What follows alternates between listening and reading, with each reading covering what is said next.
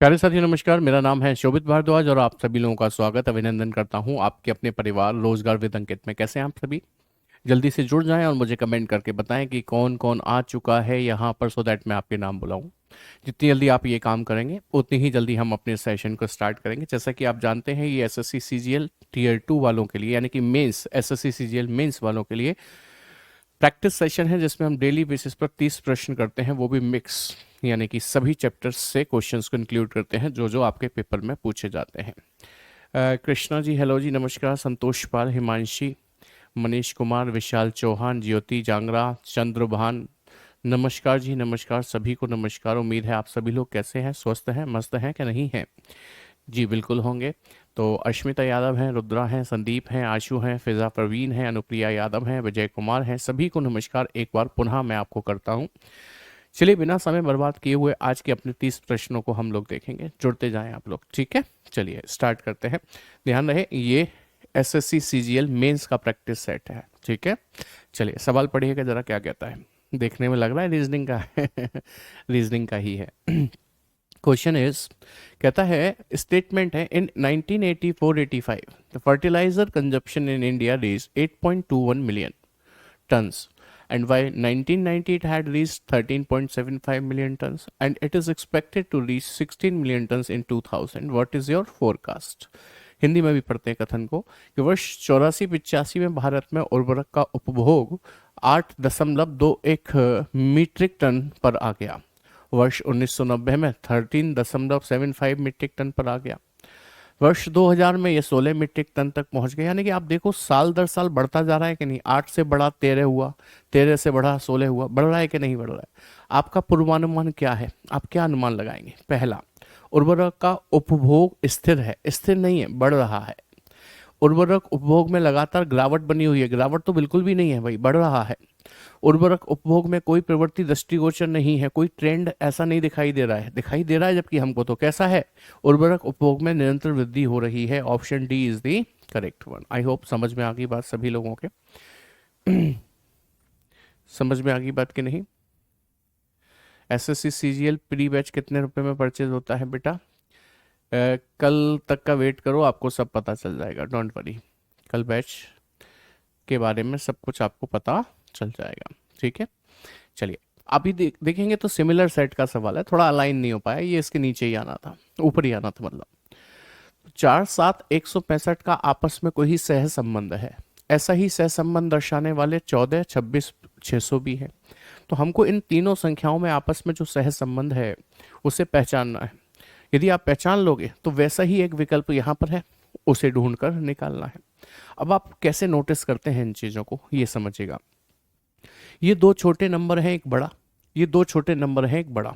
तो दो छोटे नंबरों से बड़ा नंबर कैसे प्राप्त किया जा सकता है, आप ही बताओ मुझे। कि सर तरीका ये है कि दो छोटे नंबर को जोड़ लो। अरे सर, 7 और 4 को जोड़कर 165 थोड़ी ना हो जाएगा। गुणा कर लो, 7 चौक 28 तो भी नहीं हो जाएगा। स्क्वायर कर लो, ये 49 है, ये 16 है, तो भी नहीं होगा। फिर क्या कर सकते हैं, कुछ और सोच कर देखें। जैसे मेरे हिसाब से आप पहले इन दोनों को जोड़ लें, मेरे हिसाब से पहले आप इन दोनों को जोड़ लें। यानी कि 4 को 7 के साथ जोड़ लें। 7 और 4 कितना हो गया कि सर 11। अभी 11 को 165 तक पहुंचाना है तो आप अपनी मर्जी से 15 का गुणा करके देखो, तो 165 बनेगा कि नहीं बनेगा? यदि मैं सही हूं तो सेम लॉजिक इसमें भी अप्लाई होगा कि आप 14 और 26 को जोड़ लीजिए, कितना हो जाएगा कि सर 40। 40 में अपनी मर्जी से 15 का गुणा करेंगे तो 15 चौका 60, यानी कि कितना बनेगा? 600। देखो 600 ही है। अब एक ऐसा ही विकल्प भी तो ढूंढ कर बताना है। तो पहला ऑप्शन, इन दोनों को जोड़ेंगे, 9 और 3 12 की 2। अब देखो मैंने यूनिट डिजिट ले ली 12 की 2। अच्छा, इसमें गुणा कितने से करना है? 15 से। 15 दूनी 30 की यूनिट डिजिट बनेगी 0। 0 यहाँ है नहीं, हटाओ। 5 और 9 14 की 4 यूनिट डिजिट ले ली। 15 का गुणा करना है, 15 चौका 60 की यूनिट डिजिट 0 यहाँ है नहीं, हटाओ। 6 और 3 कितना हो गया? 6 और 3 कितना हो गया कि सर 12 हो गया। 12 में 15 का गुणा करूंगा तो 15 दूनी 30, 15 दूनी 30, 30 की भी यूनिट डिजिट नहीं है। अच्छा मैंने गलत किया क्या? 6 और 3 9 हुआ, हाँ 6 3 9 हुआ ना, ये 6 और 3 जुड़कर 9 हुआ। 9 में 15 का गुणा करूंगा, 15 निम्मा 135, बन गई ना बात के नहीं। ऑप्शन सी में दिया है आपका करेक्ट आंसर। उम्मीद करते हैं बात सभी के समझ में आ गई है। कोई दिक्कत समस्या कष्ट हो तो कृपया करके पूछ लेंगे, नहीं तो कह देंगे सब समझ में आ गया, आगे बढ़ते रहिए। लीजिए अगला सवाल। भिन्न छांटना है, ऑड वन आउट करना है, विषम को ढूंढकर निकालना है। ये विकल्प देख रहे हैं, इनमें से 4 किसी एक गुण के आधार पर समान हैं, अर्थात वे अपना एक समूह बनाते हैं, एक ग्रुप में आते हैं। एक अलग है उस गुण के अभाव में, बस उसी को तो ढूंढ कर निकालना है। ठीक है, उसी को तो ढूंढ कर निकालना है। हाँ, तो देखिए जरा, तो इसमें आप देखो ये ना लेफ्ट हैंड साइड पे बहुत बड़े बड़े नंबर्स हैं और इधर बहुत छोटे छोटे। तो जब इतने बड़े नंबर्स हों तो देखो भैया वर्ग और क्यूब तो नहीं चल रहे होंगे, क्योंकि इतने बड़े वर्ग और क्यूब किसी को भी नहीं याद होते हैं, है ना। इसलिए एग्जामिनर ऐसा कुछ नहीं करेगा। तो ऐसे केस में आप इलॉजिकल पैटर्न अप्लाई कीजिए। इलॉजिकल पैटर्न ये कह रहा है इसमें कि जैसे ये वाला ऑप्शन देखिए आप, कौन सा, बी। जैसे ये 40 है, उसके बाद 63 है, उसके बाद 21 है, उसके बाद ये लगाकर 493 है। समझना, 4 को 0 के साथ जोड़ दो, 4 और 0 जुड़कर कितने बन गए, 4। 6 को 3 के साथ जोड़ दो, 6 और 3 जोड़कर कितने बन गए, 9। ऐसे ही 2 को 1 के साथ जोड़ेंगे तो कितना बनेगा, 3। देखो वही लिखा है। अब मैं यही जोड़ रहा हूं, देखो 1 और 1 2, 1 और 6 7, 1 और 7 8, 2 और 5 7, 3 और 4 7, 7 और 1 8। लेकिन इसमें देखो 3 और 2 5 तो है, 4 और 3 7 भी है, लेकिन 3 और 5 8 होना चाहिए था, 8। यहाँ पर 8 नहीं है, 7 है, इसलिए ये अन्य से विषम है, अलग है। ऑप्शन ए आपका करेक्ट आंसर बन जाता है। समझ में आई बात कि नहीं? चलिए फिर इसी बात पर आगे बढ़ते हैं, अगला सवाल देखेंगे क्या कहता है next question. Thank you Rohan Verma, धन्यवाद। क्या कहता है नेक्स्ट क्वेश्चन, जरा समझिएगा। क्वेश्चन है कि निम्न को व्यवस्थित क्रम में लगाइए। अब व्यवस्थित क्रम क्या होगा? व्यवस्थित क्रम से तात्पर्य उसका यह है कि जिस क्रम में यह अंग्रेजी शब्दकोश मींस डिक्शनरी में दिखाई देते हैं, उसी क्रम में इनको व्यवस्थित कर दीजिए। अब ये डिक्शनरी में कैसे दिखाई देते हैं देखेंगे जरा। बेटा एसएससी फाउंडेशन बेस 2026 कब आएगा, आपका सवाल ये है। कल आपको उसके बारे में जानकारी मिल जाएगी, धैर्य रखिए, ठीक है, कल मिल जाएगी। तो देखिए, निम्न को व्यवस्थित क्रम में लगाइए। तो आपने देखा डिक्शनरी के ऑर्डर में लगाना है। तो डिक्शनरी में सबसे पहले हमने देखा पहला लेटर ए है, इससे तो कुछ पता नहीं चलेगा। दूसरा letter N, S, S, R, N, छोटा कौन है, एन, जो कि इसमें भी है और इसमें भी है। तो फर्स्ट और सेकंड इसी में से निकलेगा। तो आगे बढ़े, इसमें ए है तो इसमें भी ए है, इसमें एल वाई है तो इसमें भी एल वाई है, लेकिन इसमें एस है तो इसमें जेड है। तो छोटा कौन, एस, ये पहले नंबर पर होगा और ये दूसरे पर। यानी कि पहले नंबर पे 5 लगेगा, 5 लगेगा, और दूसरे नंबर पर 1। 51 से शुरुआत होनी चाहिए, जो कि एक ही विकल्प में है और किसी में है ही नहीं, तो क्यों मेहनत करनी है।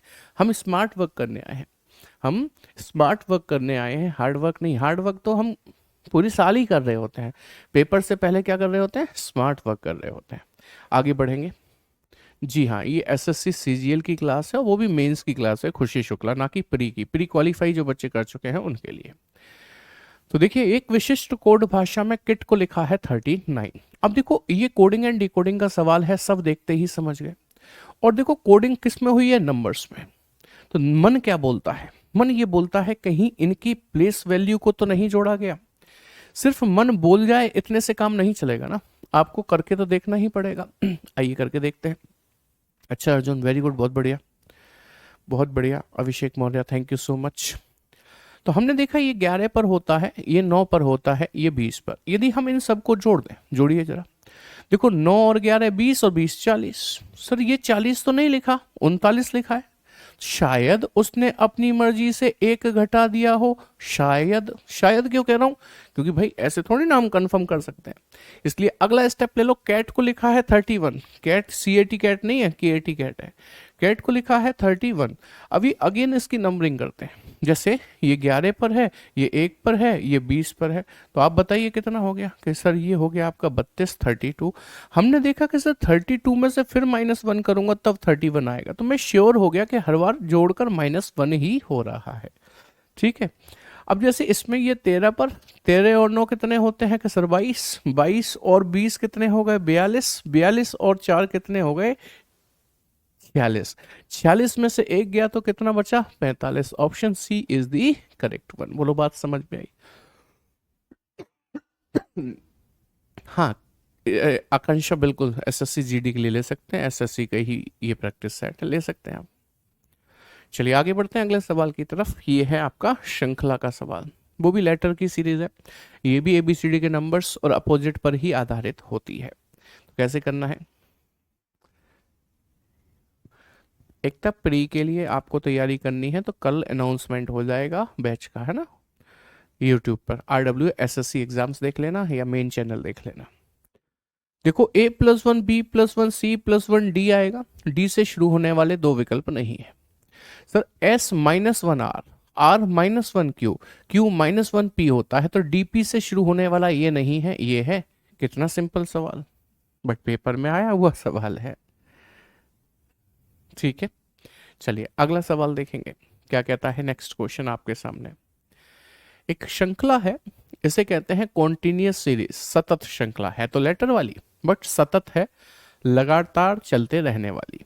इसको सॉल्व करने का तरीका क्या है, पहले काउंटिंग कीजिए, लेटर्स गिनिए विद ब्लैंक्स। 2 3 4 5 6 7 8 9 10 11 12 13 14 15 16। 16 का मतलब बेटा जी 2 2 के टुकड़े, 4 4 के, या फिर 8 8 के। 8 का बड़ा हो जाएगा, 2 का छोटा हो जाएगा, तो आप 4 का कर लो।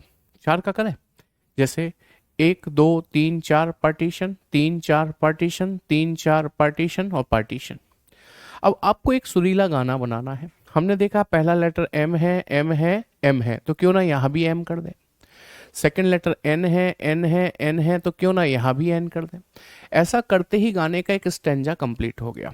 गाकर बताओ क्या है, MNOP, गाते जाओ, MNOP, MNOP, MNOP। तो आपने खाली स्थान पर O लिखा, P लिखा, M लिखा, N लिखा और एक सुरीला गाना बना दिया। तो OPMN किस में दिया है सर, सी में। आपका करेक्ट आंसर बन जाता है। बहुत आसानी से, प्यार से, ऐसे ही खत्म हो जाता है। अभी समझ में आया परमार जी कि नहीं आया? चलिए अगला सवाल देखें। डायरेक्शन चैप्टर का सवाल है। लास्ट लाइन पढ़कर हम ये डिसाइड कर सकते हैं कि उसने हमसे क्या पूछा है और हमको क्या करना है बेसिकली। जैसे उसने कहा कि तदनुसार वह अपने मूल बिंदु से कितनी दूरी पर है। उसने केवल हमसे दूरी ही पूछी है ना, केवल दूरी ही पूछी है। और जब बेटा जी वो हमसे दूरी पूछे केवल, तो हम NESW ट्रिक का प्रयोग करते हैं कि नहीं, बताइए आप मुझे। NESW ट्रिक का प्रयोग करते हैं। तो NESW लगा देंगे यहाँ पर, ये है NESW, ठीक है। हिंदी में आप जानते हैं इसको क्या कहते हैं कि सर उत्तर, इसको पूरब, इसको दक्षिण और इसको पश्चिम कहते हैं। इससे ये कैंसिल होता है, इससे ये कैंसिल होता है, ये भी आप बहुत अच्छे से जानते हैं। अब सवाल पढ़िए। रचेल उत्तर की ओर चलना आरंभ करती है 15 मीटर चलने के बाद। तो कहाँ चली 15 मीटर? उत्तर में, यहाँ लिख दीजिए। वह दक्षिण दिशा में मुड़कर चली 20 मीटर, तो दक्षिण दिशा में लिख दीजिए 20 मीटर। इसके बाद पूरब दिशा की ओर मुड़ी और 10 चली, तो पूरब दिशा में 10 लिख दीजिए। तदनुसार वह मूल बिंदु से कितनी दूरी पर है। अब आप देखो, ये नॉर्थ से साउथ कटेगा, तो ये 15 इस 20 में से घट जाएगा, यहाँ 5 बच जाएगा। इस पे कुछ है नहीं जो इसे काट पाए, तो ये 10 का 10 ही बच जाएगा। यहाँ 5 बचा है, यहाँ 10, दो वैल्यू बचने का मतलब स्क्वायर करके जोड़ो और रूट डाल दो। तो ये 100 हो गया, ये 25 हो गया, 125 हो गया। 125 का मतलब कितना होता है? 5√5 होता है कि नहीं होता है? Option D is the correct one. बोलो जी बात समझ में आई कि नहीं आई? Everyone, is that point clear? क्या ये बात सभी के समझ में आ गई है? कोई दिक्कत समस्या कष्ट हो तो बताओ, कोई दिक्कत समस्या कष्ट हो तो बताओ।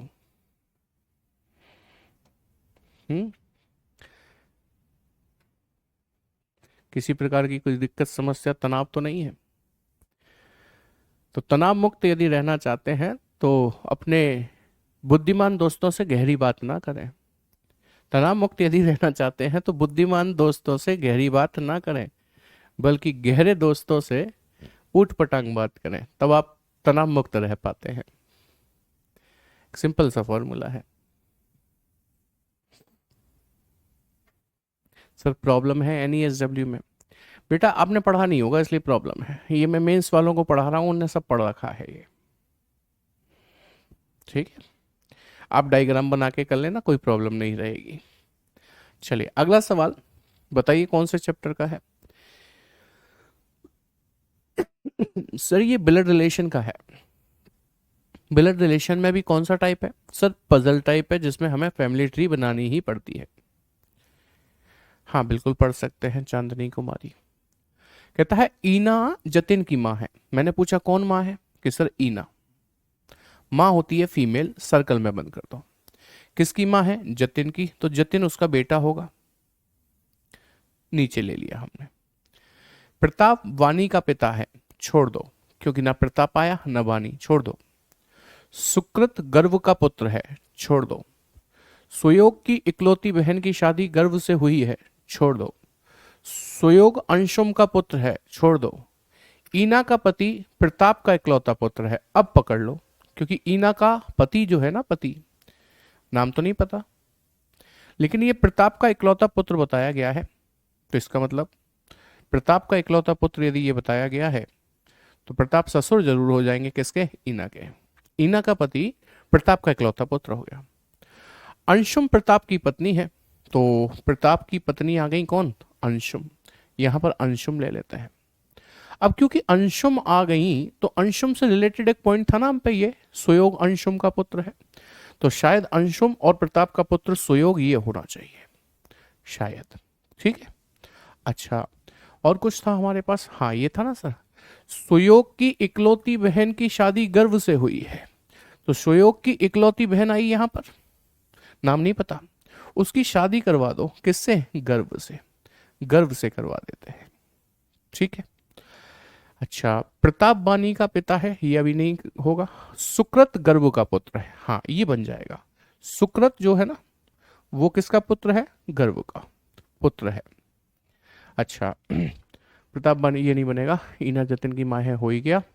सुयोग की इकलौती सुयोग अंशुम का पुत्र है। ईना का पति प्रताप का इकलौता पुत्र है, डन है। अंशुम प्रताप की पत्नी है, डन है। वाणी सुकृत की माँ है, तो वाणी यहां पर आ गई, इसका मतलब सुकृत की माँ बनना है इसे तो। ठीक है, क्योंकि यहाँ बानी आ गई तो बानी से रिलेटेड पॉइंट ये रहा, प्रताप बानी का पिता है, तो प्रताप बानी का पिता भी हो गया। वेरी गुड, बढ़िया, सारी बातें बन गई। पूछता है प्रताप का जतिन से क्या संबंध है, तो बताइए प्रताप का जतिन से संबंध, तो प्रताप के बेटे का बेटा है ना जतिन, तो प्रताप जतिन का कौन लगेगा? दादा लगेगा, दादा, दादा, बाबा, कुछ भी कह लीजिए, paternal grandfather. Option B is the correct one. समझ में आई बात कि नहीं? Is that point clear? आगे बढ़िएगा। एक और सवाल, again from the blood relation, but ये कैसा है? इक्वेशन टाइप है, इक्वेशन बेस्ड है, इसके लिए पेन नहीं उठाना होता, शॉर्ट ट्रिक से आंसर आता है। कैसे आता है समझाएंगे।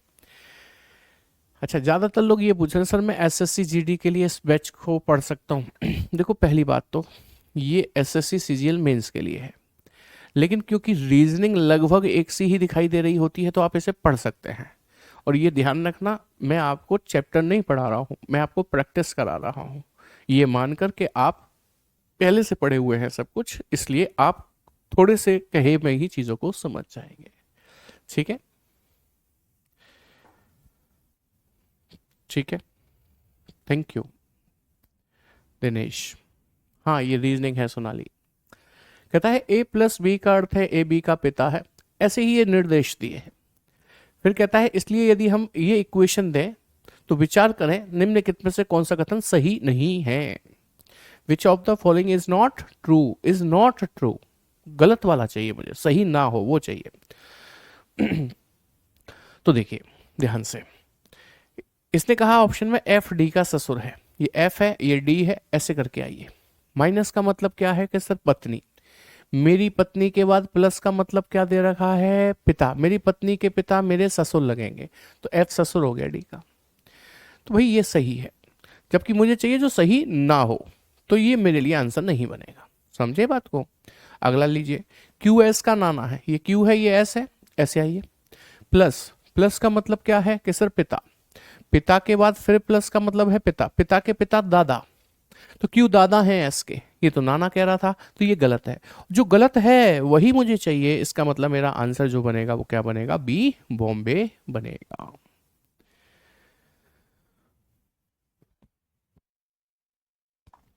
समझ में आई बात? चलिए, इसकी भाषा नहीं लिखी हमारे टाइपिस्ट महोदय ने, कोई बात नहीं, हम आपको बता देते हैं। ऊपर एक प्रश्न आकृति दे रखी है, ये टुकड़ा है एक छोटा सा, जो दिए गए चार विकल्प में से किसी एक आकृति के अंदर निहित है, मीन्स छिपा हुआ है। वो ढूंढकर बताइए कि किसके अंदर निहित है, छिपा हुआ है। चलिए, आंखों का टेस्ट है, इससे अधिक कुछ भी नहीं। जल्दी से आंसर कीजिए क्वेश्चन नंबर 11 लिखने के बाद। बिना लिखे मत कीजिएगा, क्वेश्चन नंबर बिना लिखे मत कीजिएगा। वेरी गुड, बहुत बढ़िया अनमोल। चलो बहुत बढ़िया, आपका बर्थडे है, शुभकामनाएं आपको।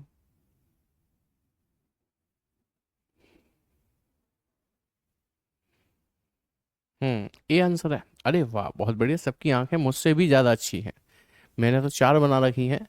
ये वाली आकृति, ये वाली आकृति हमें इसमें दिख गई, और ये जो दिख रही है वो भी दिख गई। दिखी कि नहीं? Option A is the correct one. Very nice, बहुत बढ़िया। अगला सवाल देख रहे हैं। अगला सवाल सिटिंग अरेंजमेंट का पता चलता है। कहता है दो टीमें हैं, जिनमें प्रत्येक टीम में तीन सदस्य हैं। एक वाद विवाद प्रतियोगिता में भाग ले रही हैं, मीन्स डिबेट में। पहली टीम टीम के तीनों सदस्य दूसरी टीम के तीनों सदस्यों के सामने मुख करके बैठे हैं। तो इसका मतलब तो ये हुआ कि कुछ इस प्रकार से बैठने चाहिए। ये कैसे? किस तरह? ये ऐसे और ये ऐसे। तीन लोग नीचे की ओर देखेंगे, तो तीन इनके सामने बैठेंगे तो इनके ऊपर की तरफ देखेंगे, ऐसे करके। अब सवाल को पढ़ लेते हैं, क्या कहता है। के और एल का मुख आमने सामने है, एन और ओ अलग अलग टीमों में है। एम का मुख एन के सामने है, पी एक कोने पर है। अब बात बनी, पी एक कोने पर है, मैंने यहां बिठा लिया। कि सर यहां क्यों नहीं बिठाया? अरे जरूरत पड़ेगी तो यहां बिठा दूंगा। कि सर यहां क्यों नहीं बिठाया? भाई वो फर्क नहीं पड़ेगा, आप ऊपर बिठा लो या नीचे, उससे फर्क नहीं पड़ेगा। क्यों? उसने बोला ही नहीं कौन तीन ऊपर बैठेंगे कौन नीचे। हाँ, इससे जरूर फर्क पड़ेगा कि आप, मैंने यहां बिठाया, आप यहां बिठाओ, इससे फर्क पड़ेगा। तो जरूरत पड़ेगी तो मैं यहां भी बिठा सकता हूं, ध्यान रखिएगा। पी एक कोने पर बैठ गया। अच्छा, एन एल के ठीक बगल में दाईं ओर बैठा है। एन एल के दाईं ओर बैठा है। अच्छा, तो एक काम करो, इसे यहां से तो नहीं बना पाएंगे, इसका मतलब हम।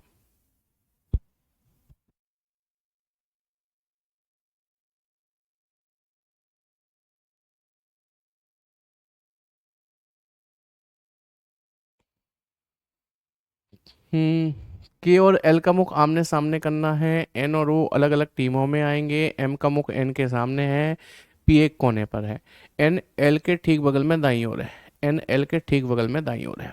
चलो एक काम करते हैं, पी को छोड़ो आप। जैसे मैंने क्या किया, दो चीजें, दो इस पॉसिबिलिटी बना ली, एक और बना ली।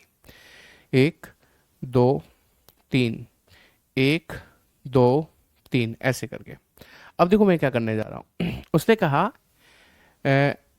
कहाँ गया, अभी एक पॉइंट था ना हमारे पास, ये एन एल के ठीक बगल में दाईं ओर है।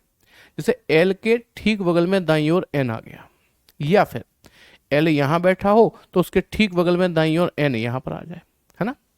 अब इसका फायदा क्या हुआ, उसने हमसे कहा था के और एल का मुख आमने सामने है, तो के इसके सामने आ जाएगा और के इसके सामने आ जाएगा।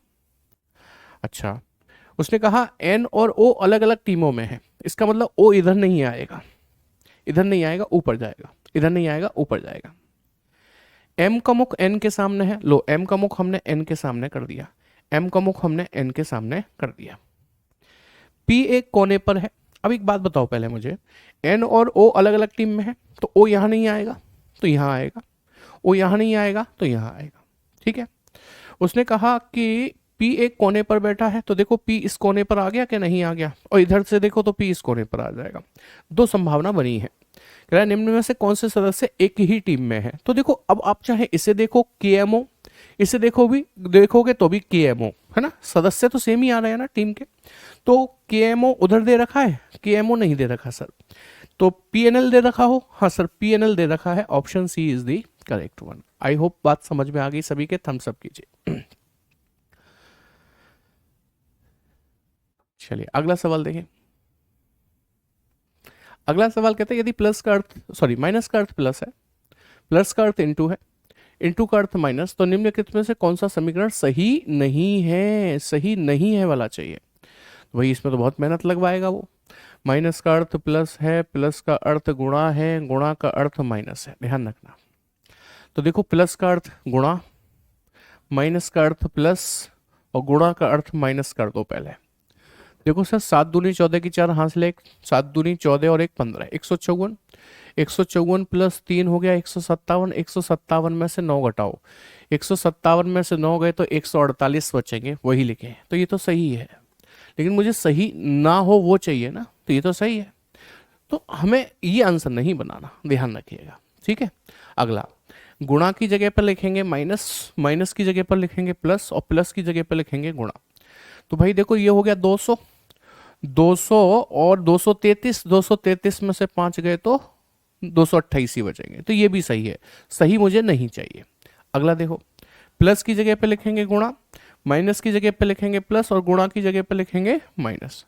7 अट्ठे 56 की 6, 5 हासिल, 7 दूनी 14 और 5 19 हो गए, प्लस का 3 हो गया, माइनस का 52 हो गया, जुड़ने पर ये हो जाएंगे 199 है ना, उसमें से 52 घटा दूंगा, 52 घटाऊंगा तो ये 7 बचेगा, ये आपका 4 बचेगा, 147, ये 147 कहाँ बच रहा, ये गलत है, जो गलत है वही मेरा आंसर है, option C is the correct one. बोलो जी क्लियर हुई बात कि नहीं हुई। बेटा हमको सही नहीं चाहिए, क्या चाहिए, गलत, और गलत है सी, ध्यान रखें गलत है सी। ये लें अगला सवाल।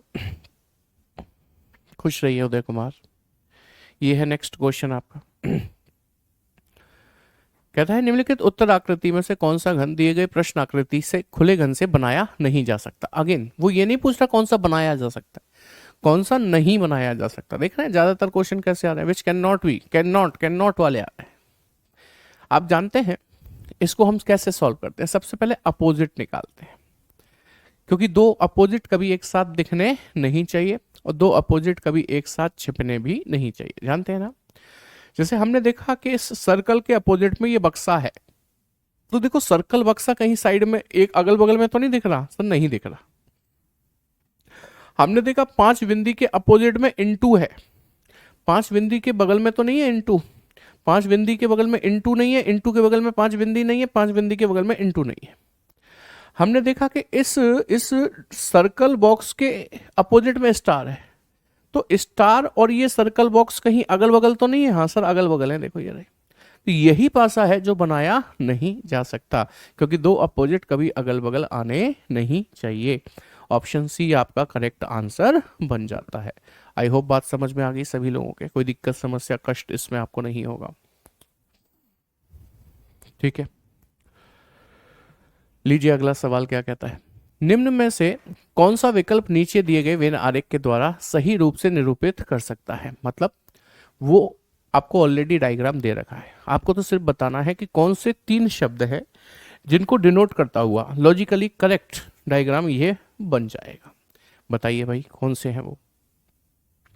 जैसे सप्ताह, साल, महीने, ट्रक, जहाज, परिवहन, अनुच्छेद, वाक्य और पेन, घर, खिड़की और किराएदार। तो भैया मुझे तो पहला ही आंसर दिख रहा है, बताओ क्यों।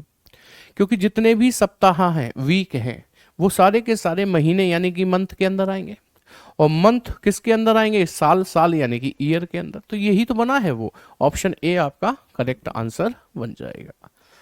क्लियर है, समझ में आ गई बात कि नहीं।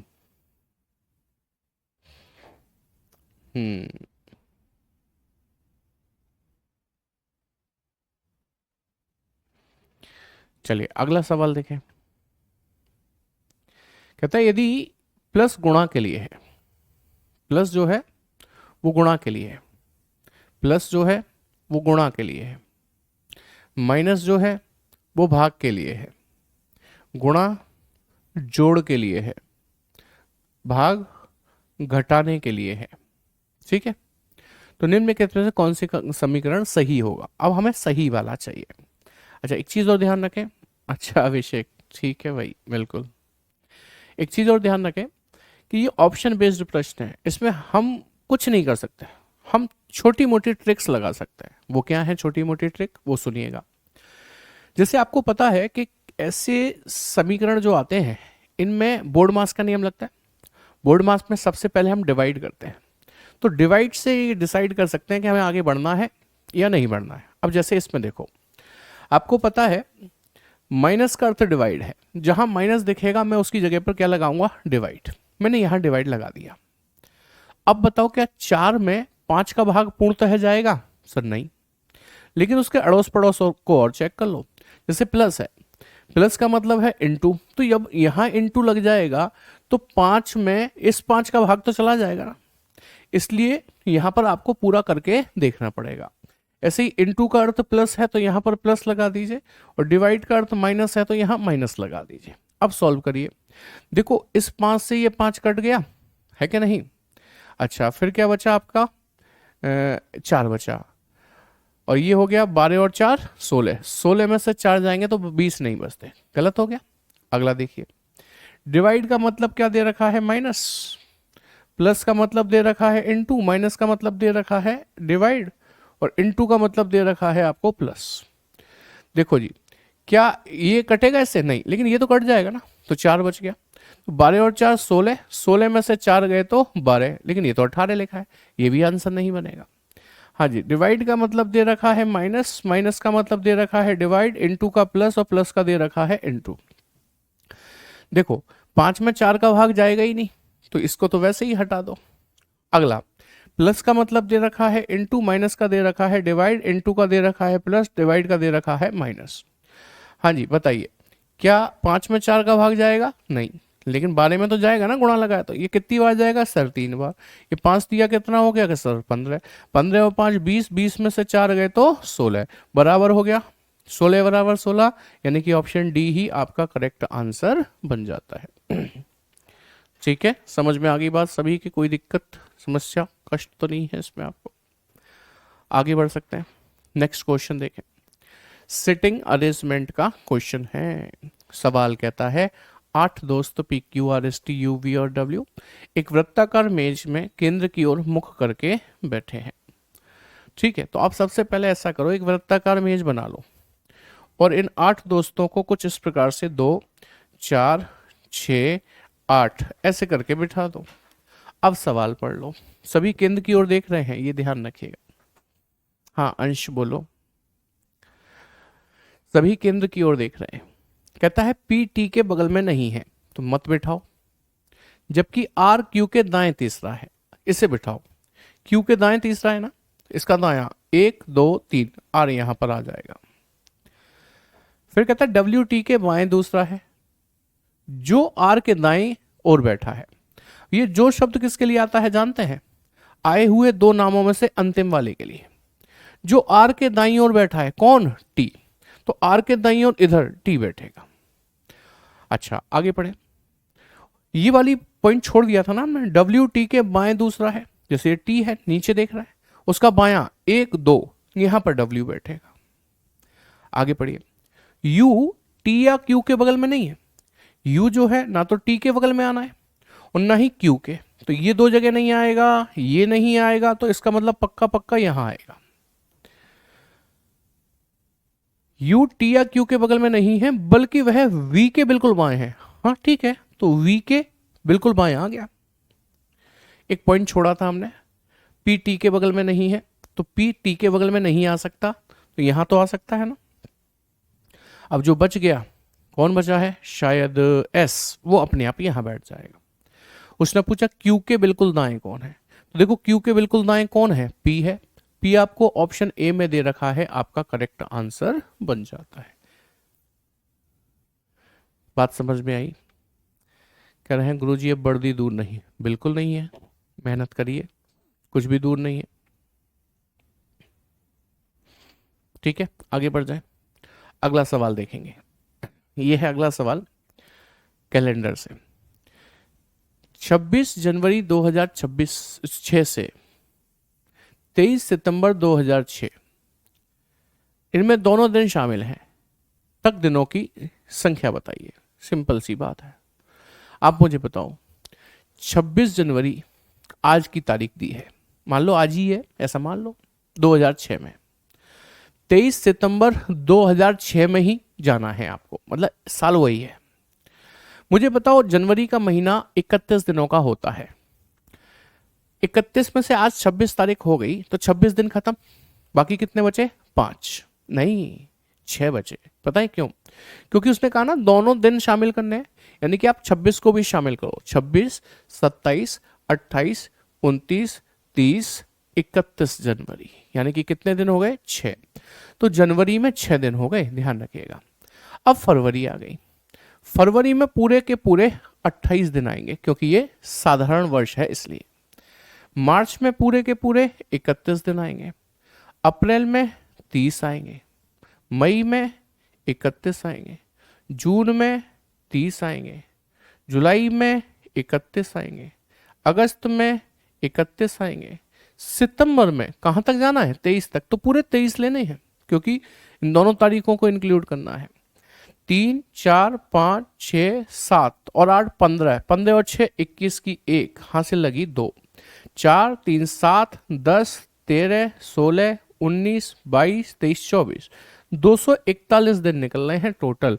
241 ऑप्शन बी में आपको दे रखा है, आपका करेक्ट आंसर बन जाता है। ठीक है, क्लियर है? अगला सवाल देखें। ऑर्डर एंड रैंकिंग का सवाल है। ऑर्डर सीक्वेंस का कह सकते हैं आपसे।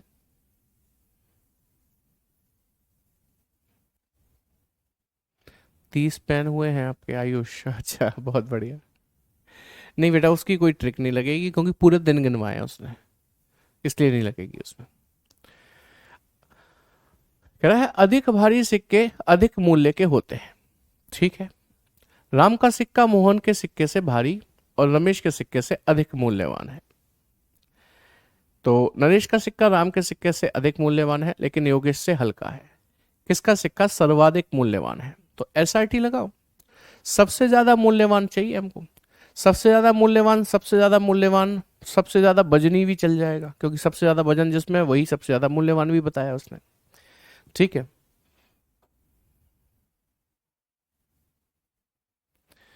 गुरुजी एक शायरी सुना दीजिए।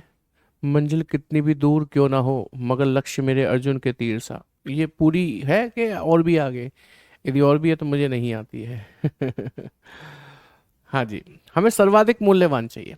उसने कहा राम का सिक्का मोहन के सिक्के से भारी है, तो मोहन का हल्का है। मोहन होता तो मैं हटा देता। और रमेश के सिक्के से अधिक मूल्यवान है, तो इसका मतलब रमेश का कम मूल्यवान है, तो रमेश को हटा दीजिए। नरेश का सिक्का राम से अधिक मूल्यवान है, तो राम को हटा दीजिए, क्योंकि उसका कम मूल्यवान है। लेकिन योगेश से हल्का है, हल्का है तो कम मूल्यवान हो गया ना नरेश का भी, तो नरेश को भी हटा दीजिए। सबसे भारी सबसे मूल्यवान सिक्का किसका है? योगेश का है। ऑप्शन सी आपका करेक्ट आंसर बन जाता है। That is the power of SRT. Option से खत्म होगा सवाल। जी भाई। ब्लड रिलेशन का पजल टाइप क्वेश्चन है। अभी थोड़ी देर पहले आप कितना भारी भरकम प्रश्न करके आए थे, है ना? वो वाला जिसमें गर्व था और कौन कौन थे, जो भी थे। ये तो बहुत छोटा है उसके आगे, तो फटाफट से बना क्यों नहीं देते? फटाफट से बना दीजिए।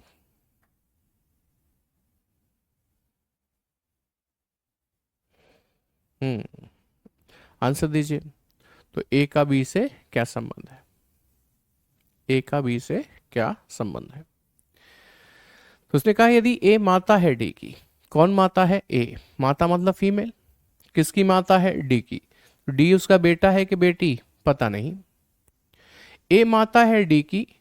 बी बेटा नहीं है सी का।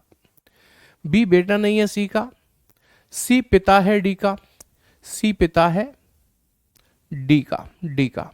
तो इसका मतलब ये हस्बैंड वाइफ होंगे, है ना? डी बहन है बी की। डी बहन हो गई किसकी? बी की। बी उसका भाई है कि बहन? पता नहीं।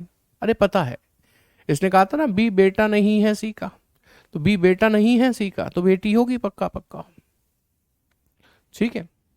तो ए का बी से क्या संबंध है? तो ए माँ लगती है बी की, माँ, माता।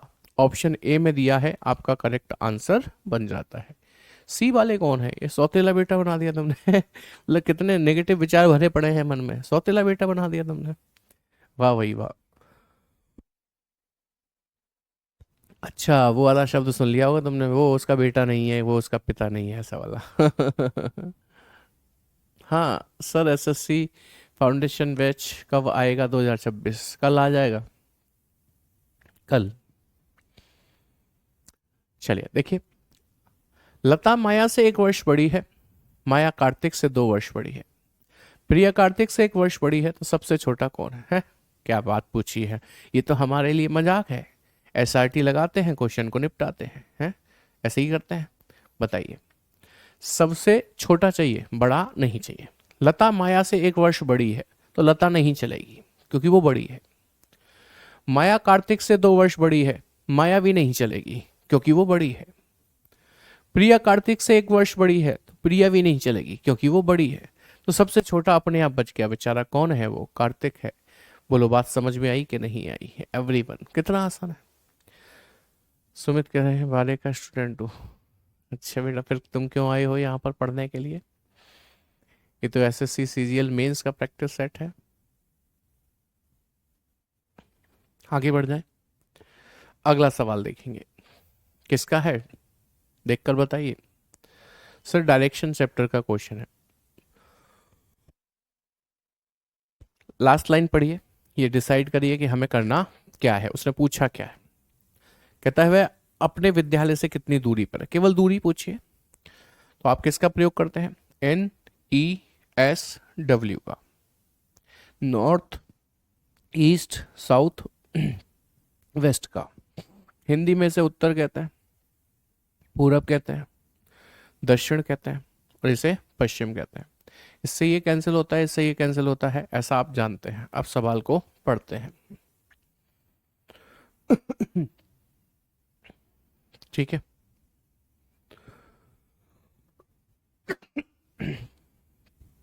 जैसे उसने कहा, रमेश अपने विद्यालय से प्रारंभ करके 4 किलोमीटर उत्तर की ओर गया। उत्तर में लिख दो 4 किलोमीटर, है ना। फिर बाएं मुड़ा, इसका बायां इधर, इधर तो कुछ है नहीं, तो हम यहाँ आ जाते हैं ना, और 2 किलोमीटर चला। फिर बाएं मुड़ा और 4 किलोमीटर चला। फिर दाएं मुड़ा और 2 किलोमीटर चला। अब वह विद्यालय से कितनी दूर है? देखो, ये 4 है और ये भी 4 है, कट गया। इस पे कुछ है नहीं जो इसे काट पाए, तो ये जुड़ जाएंगे। 2 और 2 कितना हो गया? 4। आंसर आ गया 4 kilometre. Option D is the. Live चल रही है क्या क्लास? यस। हाँ Pradeep Kumar, yes. Digvijay, you are my favourite teacher master, धन्यवाद। आगे बढ़ते हैं, अगला सवाल देखेंगे क्या कहता है, देखिएगा जरा। नीचे पहली पंक्ति में कुछ अक्षर दिए गए हैं। ये पहली पंक्ति है, इसमें अक्षर है। नीचे दूसरी पंक्ति में अंक दिए गए हैं, ये अंक है। अंक और अक्षर एक दूसरे के कूट है, कूट मतलब कोड है। दी गई संख्या समूह का सही अक्षर कूट चुनिए। चीटिंग क्वेश्चन है, चीटिंग करनी है। जैसे ये 4, 4 का मतलब दे रखा है आपको Z, 2 का मतलब है Q, 9 का मतलब है M, और 7 का मतलब है आपका D, 5 का मतलब है आपका E, और 3 का मतलब है J। JQMDEJ, ये रहा, देखो JQMDEJ, option C is the correct one. बहुत बढ़िया चांदनी, अच्छी बात है। अच्छा Abhishek, thank you so much. चलो आगे बढ़ते हैं। कुछ चीजें ऐसी हैं,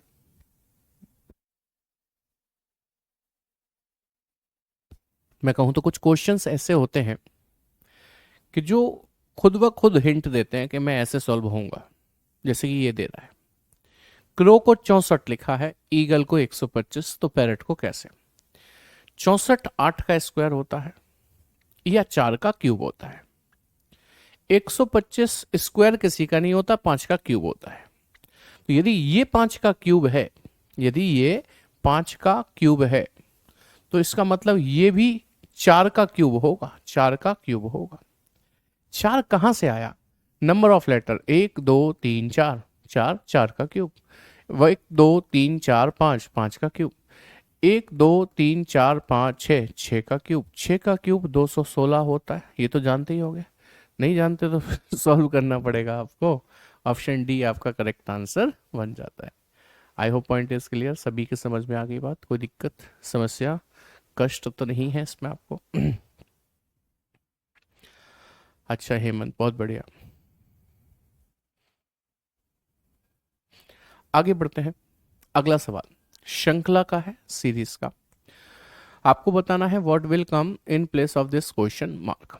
आप देखते ही समझ रहे होंगे एक बात, क्योंकि मैं आपकी क्लास यूट्यूब से लेता हूँ, उसमें आपने बेसिक से पढ़ाया और मुझे बहुत अच्छे से समझ में आया है, संदीप राठौर।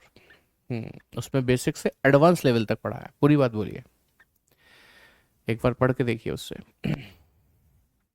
हाँ जी, श्रृंखला का सवाल है। आप देखोगे घट गई, स्पीड में घटी है, वो भी 100 से 10 आ गई। स्पीड में घटने का कारण बनता है डिवाइड, ना कि माइनस।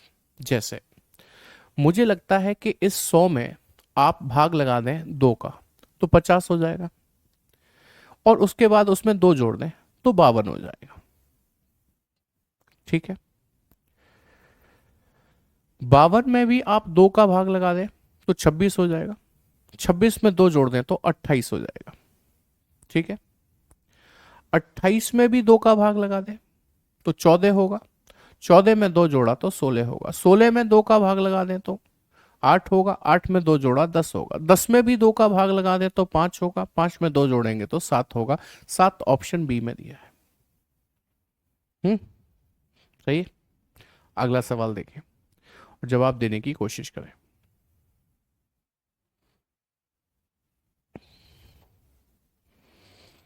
8 का संबंध 36 से जिस आधार पर है, 12 का संबंध 76 से जिस आधार पर है, उसी आधार पर 6 का संबंध किससे होगा, ये पूछ रहा है। नोटिस करें, 8 चौक 32 प्लस 4, 12 चौक 48 प्लस 4 76 नहीं बनेगा। 8 के आधे 4 होते हैं, 8 चौक 32, 12 के आधे 6 होते हैं, 12 छिंग 72, बन गई बात। देखो, 8 के आधे मतलब ऐसे बन रहा है, 8 के आधे 4 हो गए,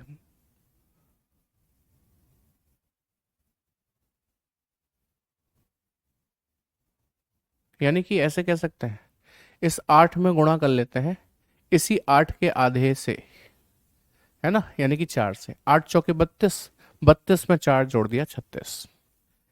ऐसे ही है, इस 12 में गुणा कर लेते हैं इसी 12 के आधे से, और फिर 4 जोड़ देंगे, ये 6 बार कट गया, 12 छिंग 72 और 4 76। ऐसे ही इसमें 6 में गुणा कर लेते हैं 6 के आधे से और 4 जोड़ देंगे, ये 3 36 18 और 4 22, 22। Option A is the correct one. बन गई बात।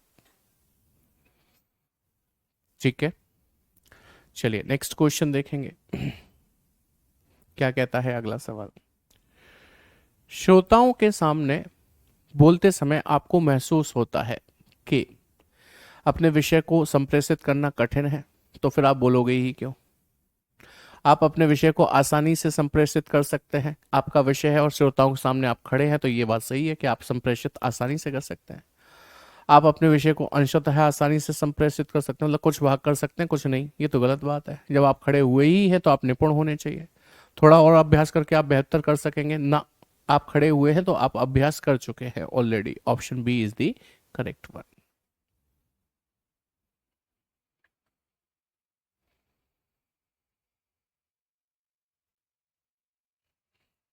ठीक है, गौरव क्या तुम शेर और शायरी लिखने में लगे हो? सर मैंने तो सीजीएल की रीजनिंग पढ़ ली है, मगर मैं तो जीडी की तैयारी कर रहा हूँ, मज़ा आ रहा है उदय। चलो अच्छी बात है, मज़ा आना चाहिए, और पढ़ाई समझ में भी आनी चाहिए, वो भी ज़रूरी है। सिर्फ मज़ा ही मज़ा आता हुआ रह जाए तो नहीं, पढ़ाई भी आनी चाहिए। बहुत बढ़िया। चलो अब देखो, ये श्रृंखला है बट नॉन वर्बल की। क्या है ये? श्रृंखला बट नॉन वर्बल की, जिसमें आपको ये बताना है क्या, कि उस प्रश्नवाचक चिन्ह की जगह पर क्या आएगा। What will come in place of this question mark. चलो ट्राई करो फटाफट से सभी लोग। क्वेश्चन नंबर लिखकर।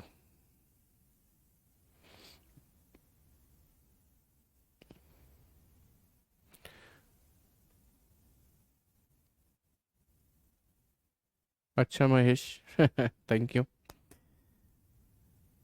हाँ जी बताइए, क्वेश्चन नंबर लिखकर आंसर कीजिए।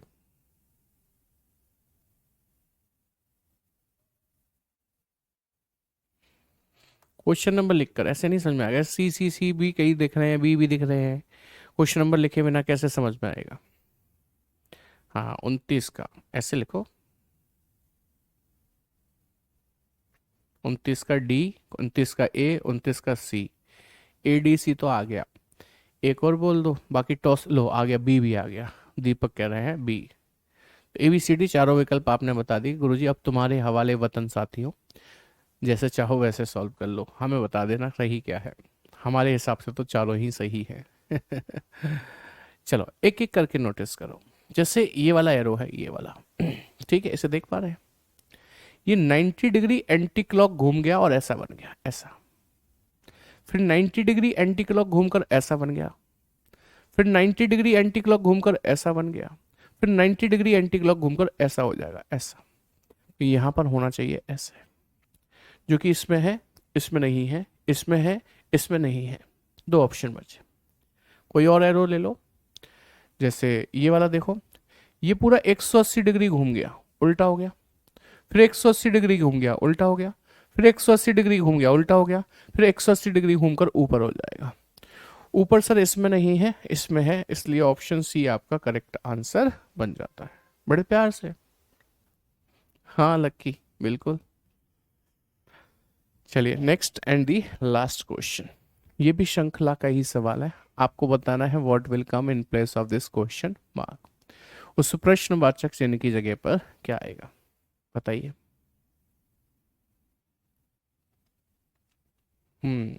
लास्ट क्वेश्चन 30 मेंशन कीजिए, उसके बाद आंसर कीजिए, so that I can understand कि आप किसकी बात कर रहे हैं। बताइए।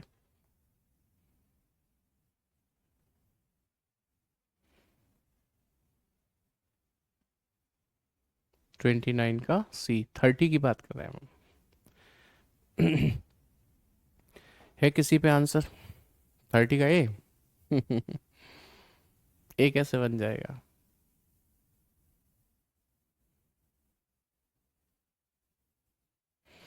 30 का बी? मुझे लगता है 30 का सी बनना चाहिए। क्या कर रहे हैं आप लोग? देखो हुआ क्या, ये जो चतुर्भुज है या वर्ग है, इसकी इस लाइन को हटाया और उसे वक्राकार बना दिया, वक्राकार। अगले स्टेप में वो ऐसी दिखाई देने लगी। उससे अगले स्टेप में क्या हुआ, इस वाली लाइन को भी हटा दिया और इसको भी वक्राकार बना दिया। अच्छा अच्छा, मतलब इसको जैसी थी वैसे ही रहने दिया, इसको वक्राकार बना दिया, ऐसे करके।